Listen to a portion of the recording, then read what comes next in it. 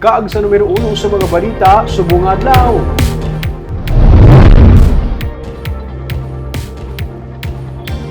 Mga opisyalis sa probinsya nag-endorse kay 3rd District Congressman Francisco Kiko Benitez nga mangin masunod nga Department of Education Secretary. Nalakip man sa nag-endorse kay Benitez ang isa ka university president.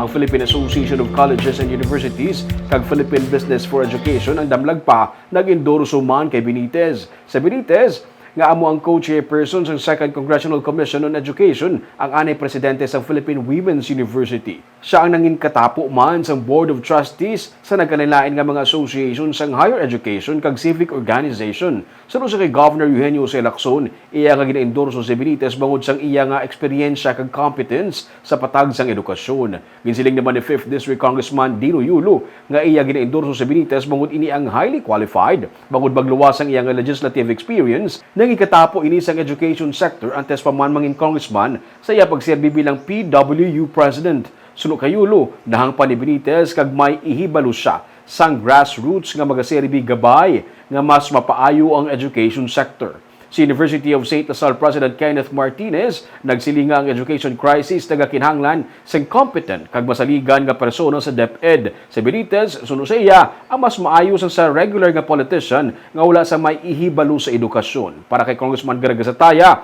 si Benitez ang may track record, may expertise kag may padayon nga passion para sa Philippine education. Sunod naman kay 6th District Congresswoman Mercedes Alvarez, iya iga-endorso si Benitez bangod sang extensive background sa education. Sunod naman kay Bacolod Mayor Abby Benitez, nagakaangay ang DepEd kay Kong Kiko bangod ini ang iyang forte.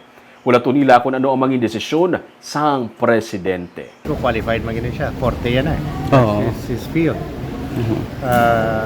But wala tong tala kung anong decision sa president.